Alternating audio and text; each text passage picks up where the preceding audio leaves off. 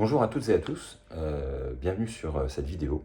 Ça fait 2 semaines que j'ai pas posté de vidéo, il y a eu un petit trou comme ça parce que le week-end dernier, en fait, sans trop en dire sur ma vie privée, j'ai préparé l'anniversaire de ma fille qui a eu 7 ans et elle a invité 8 copines, donc j'ai dû gérer 9 filles de 7 ans et du coup, j'ai pas eu la force de faire une vidéo après ça. Même si j'avais invité un magicien dans l'appartement et qui m'a aidé à gérer ses enfants par la suite, c'était quand même assez. C'était physique, c'était bien. Mais c'était formidable, ma fille a adoré, donc tant mieux. J'ai déjà fait cette vidéo, mais je la refais parce que j'ai fait trop de digressions. Et elle allait partir pour faire 15-20 minutes. Et en fait, dans mon téléphone, je n'ai plus beaucoup de stockage. Je compte le changer bientôt, mais ce n'est pas encore le cas. Donc, il faut que j'aille assez vite. Donc, on va commencer par mes lectures, les lectures d'Oswald. Donc, ça consiste en Gang War, les 3 tomes, que sont de très bonnes lectures. En termes de scénario, c'est pas fou, hein. C'est en fait à New York, les gangs, notamment depuis que Tombstone et Madame Masque ont été écartés, il y a les autres chefs qui essaient de régner et de prendre les parts du gâteau qui reste. Et vous savez peut-être, pour ceux qui ont suivi le Spider-Man et le Daredevil, qu'il y a eu la loi Fisk qui fait que les super-héros n'ont plus le droit d'intervenir. Alors, ils vont intervenir de manière différente, notamment le maire Luke Cage, qui a trouvé un moyen assez balèze et badass d'intervenir. Ce que j'aime surtout, c'est la cohérence et l'homogénéité de tous les dessins, parce que dans chaque tome, en fait, il y a des épisodes de plusieurs séries différentes. Ce jaune, tout ça, je trouve ça vraiment très très beau. Donc on a du Spider-Man, du Luke Cage, du Spider-Woman, du Daredevil, et par la suite on aura du Shang-Chi. Et c'est vraiment... tout est très très beau. Hop, qu'est-ce que je peux vous montrer d'autre? Ça, c'est vraiment au hasard dans des séries différentes. Donc, c'est pas les mêmes dessinateurs et pourtant, ça tabasse. Alors, mention spéciale à celui qui a dessiné Daredevil, qui est Sergio Davila, que je découvre. Je crois que je ne l'ai jamais vu. Et pour vous donner un ordre d'idée, ça, c'est la première page. Quand tu vois ça, tu dis le mec a tout mis. Ça, c'est la deuxième page. Enfin, deuxième double page. Troisième double page, on a ça. Ce qui fait que tout ce qu'il fait est sublime. C'est un chef-d'œuvre graphique, quoi. Le tome 2, le tome 3, c'est pareil. Au bout d'un moment, il y a la fille de Tombstone, les troupes de Madame Masque et de Scarabée qui vont intervenir. Mais les super-héros vont s'y mettre et ça va donner une grande guerre, plein de choses, plein de combats. Ça tabasse, c'est super. C'est de la littérature popcorn, mais de qualité de ouf. On enchaîne sur la littérature popcorn de qualité de ouf avec ça. L'event actuel, Ultimate Universe, ça c'est le tome 0 qui permet de comprendre ce qui va se passer, parce qu'après il y a 4 séries. Il y a Ultimate Universe, Ultimate Spider-Man, Ultimate X-Men et Ultimate Black Panther.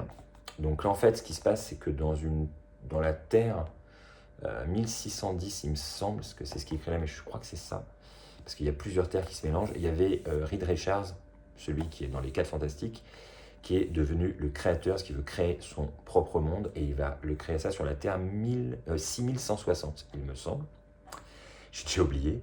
Et en fait, le but pour qu'il soit le créateur et celui qui dirige tout, il va empêcher la plupart des super-héros d'avoir leur pouvoir, ou ceux qui l'ont déjà, il va les entraîner dans un destin bien différent, notamment Hulk, qui va devenir un gourou.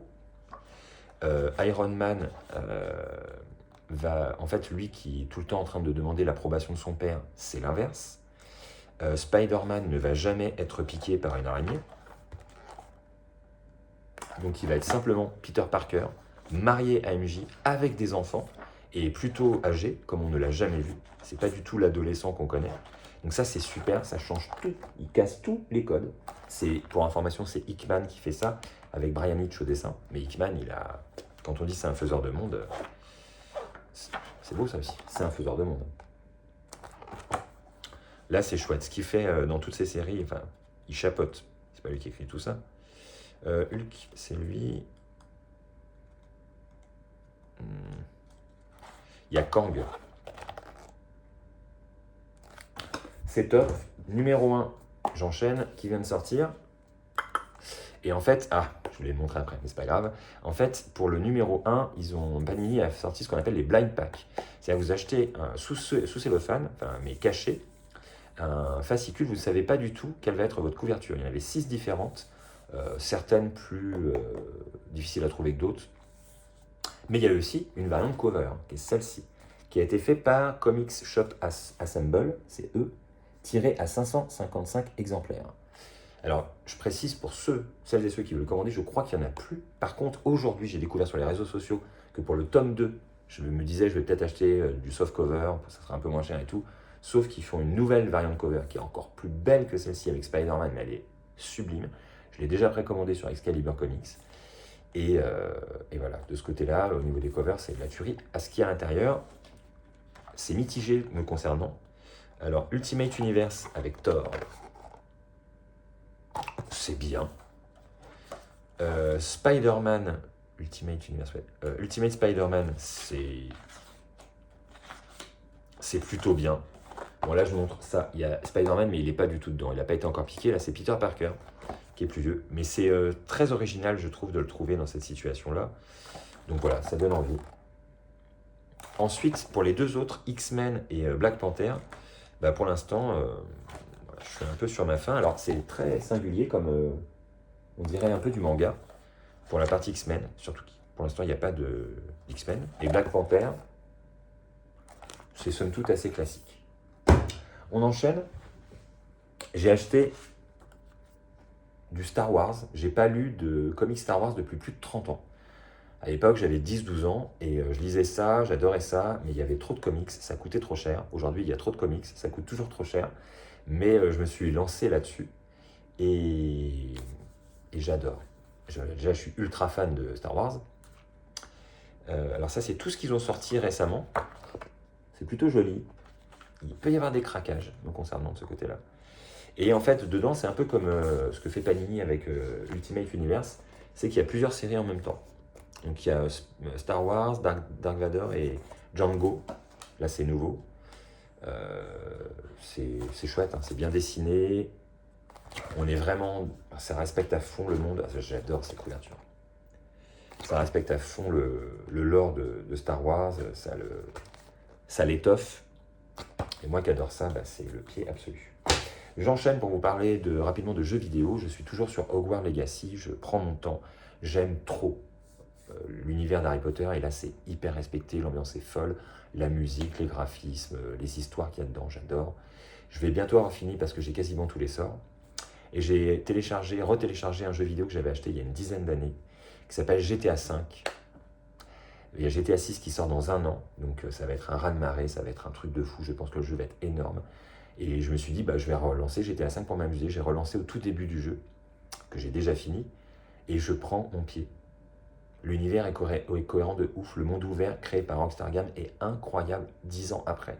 Alors il y a une refonte graphique sur les nouvelles consoles, mais quand même, c'est beau, c'est ultra fluide, le monde est cohérent, la jouabilité est géniale, l'histoire est folle et bien découpée, c'est le pied total. Voilà, il fallait que je le dise. Je suis un fan aussi de jeux vidéo et voilà, j'aime ça, je le partage. Quoi dire d'autre? Alors, il y a une campagne Ulule. Pour celles et ceux qui ne connaissent pas, Ulule, c'est une plateforme sur laquelle, en fait, des créatifs proposent que les gens participent pour qu'ils puissent enfin avoir suffisamment de sous et mettre à profit cet argent et rendre possible leurs bouquins, leurs jeux vidéo, enfin tout ce qu'ils proposent, leurs produits, parce que ça coûte des sous de produire ce genre de choses. Et là, il s'agit d'un jeu de rôle. Ce sera mon deuxième, j'en ai acheté un seul, un jour je vous présenterai. Je suis vraiment amateur et débutant dans les jeux de rôle, mais j'aime bien ça. Et là, ça parle d'un jeu vidéo que j'adore, qui est Sea of Thieves. C'est pour celles et ceux qui ne connaissent pas, c'est dans l'univers de la piraterie. C'est sorti sur Xbox et maintenant c'est disponible sur PlayStation. Et c'est formidable, vraiment. On est sur notre bateau avec nos potes, on joue à plusieurs, ça se joue à plusieurs, c'est tout l'intérêt.